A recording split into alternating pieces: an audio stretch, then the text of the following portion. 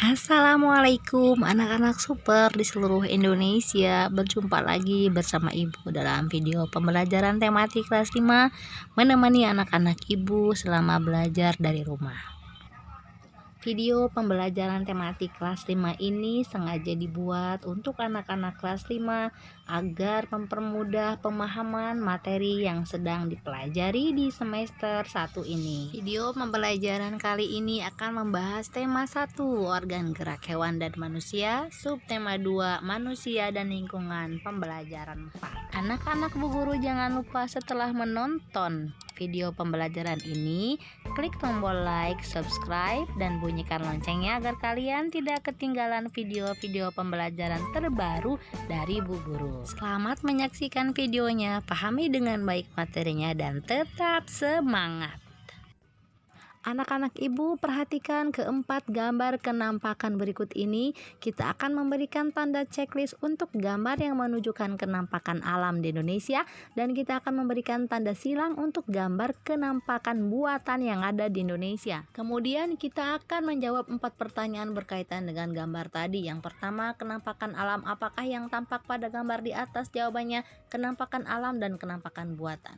2. Kenampakan buatan apakah yang nampak pada gambar di atas? Jawabannya kenampakan buatan waduk atau bendungan.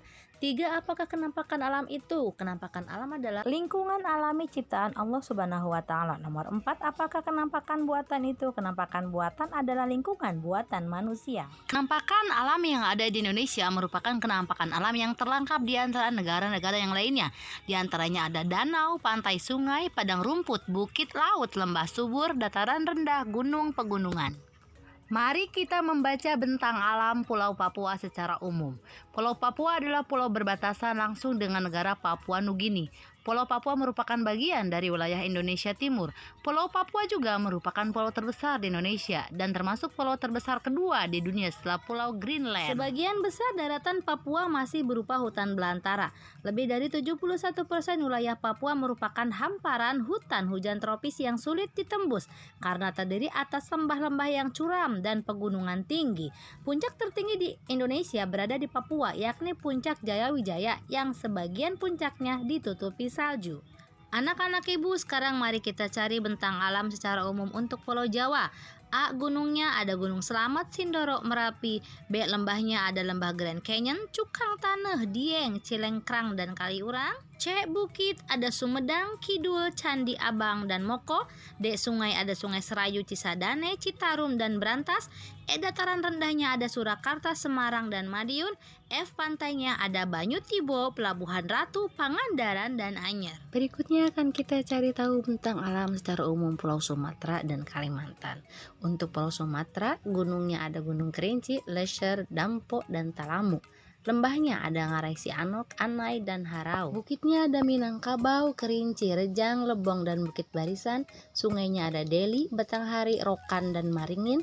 Dataran rendahnya ada Air Manis, Kasih, dan Cermin.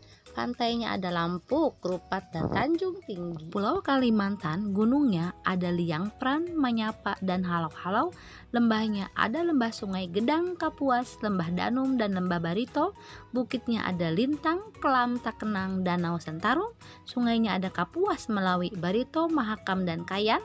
Dataran rendahnya ada Ketapang dan Teluk Melano, dan pantainya Pantai Kemala, Pantai Melawai, dan Pantai Derawan. Nah, anak-anak ibu, untuk bentang alam secara umum Pulau Sulawesi, Pulau Papua, Kepulauan Maluku, Pulau Bali, dan Kepulauan Nusa Tenggara, anak-anak Bu Guru cari sendiri dengan bantuan orang tua atau pendamping belajar.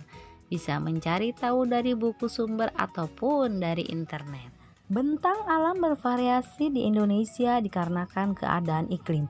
Apa itu iklim? Iklim adalah keadaan rata-rata cuaca pada suatu wilayah dalam jangka waktu yang relatif lama. Sedangkan cuaca adalah keadaan suhu udara, tekanan udara, curah hujan, angin, dan sinar matahari pada waktu pendek dan di tempat tertentu. Letak astronomis Indonesia yang berada di wilayah tropis menyebabkan Indonesia beriklim tropis dengan ciri-ciri sebagai berikut. 1. Suhu udara yang tinggi sepanjang tahun. 2. Suhu rata-rata tidak kurang dari 18 derajat Celcius, yaitu sekitar 27 derajat Celcius. 3. Tidak ada perbedaan jauh antara suhu musim hujan dengan suhu musim kemarau. 4. Lamanya siang dan malam hampir sama, yaitu 12 jam. Iklim musim dipengaruhi oleh angin musim yang berubah-ubah setiap periode waktu tertentu. Periode perubahannya adalah 6 bulan sekali. Iklim laut terjadi karena Indonesia memiliki wilayah laut yang sangat luas. Laut dan lautan Indonesia mengakibatkan tingginya penguapan. Wilayah yang mengalami tingkat penguapan yang tinggi akan memiliki curah hujan yang sangat tinggi pula. Sedangkan iklim panas terjadi karena Indonesia berada di daerah tropis. Suhu yang tinggi mengakibatkan penguapan yang tinggi pula dan berpotensi terjadinya turun hujan. Kemudian berdasarkan penjelasan iklim di atas, kita akan menjawab beberapa pertanyaan berikut ini. Pertanyaan yang pertama bunyinya adalah, pada bulan apakah musim penghujan terjadi di Indonesia? Jawabannya bulan Oktober sampai dengan bulan April. Pertanyaan nomor 2 adalah, pada bulan apakah musim kemarau terjadi di Indonesia? Jawabannya yaitu pada bulan April sampai dengan bulan Oktober. Untuk pertanyaan nomor 3 menceritakan fenomena alam angin muson di Indonesia, anak-anak ibu cari sendiri jawabannya bisa dengan mencari di internet ataupun bertanya kepada orang tua ataupun pendamping belajar di rumah. Anak-anak, ibu mempunyai suatu teks bacaan yang berjudul Beragamnya Flora dan Fauna Indonesia yang terdiri dari 7 paragraf. Mari kita cari ide pokok tiap paragrafnya. Paragraf pertama, ide pokoknya, Indonesia sangat kaya dengan keragaman flora dan faunanya. Paragraf kedua, banyak faktor yang menyebabkan kaya dan beragamnya flora dan fauna di Indonesia seperti iklim. Paragraf ketiga, faktor penyebab kaya dan beragamnya flora dan fauna di Indonesia adalah tanah. Paragraf keempat, air juga merupakan faktor penting yang menyebabkan kaya dan beragamnya flora dan fauna di Indonesia. Paragraf kelima, selain iklim, tanah, dan air yang merupakan faktor abiotik, ada juga faktor biotik yang mempengaruhi kaya dan beragamnya flora dan fauna di Indonesia, yakni manusia. Paragraf 6, di sisi lain manusia juga mempengaruhi keberlangsungan hidup flora dan fauna. Paragraf ke-7, faktor biotik selain manusia adalah hewan dan tumbuhan itu sendiri. Anak-anak ibu, berikut ada diagram persebaran flora di Indonesia yang meliputi kawasan serta karakteristik dari flora tersebut. Materi lengkapnya ada di buku tema 1 halaman 98. Serta ada bagan pengelompokan 3 corak fauna beserta jenis fauna dan pembagian wilayah-wilayahnya. Materi selengkapnya ada di buku tema 1 halaman 100. Anak-anak ibu, berikut ada peta persebaran fauna di wilayah Indonesia. Yang harus kita lakukan terhadap fauna di Indonesia adalah 1. Tidak boleh membunuh hewan yang dilindungi. 2. Tidak boleh merusak habitat hewan. Begitu juga dengan flora yang ada di wilayah Indonesia.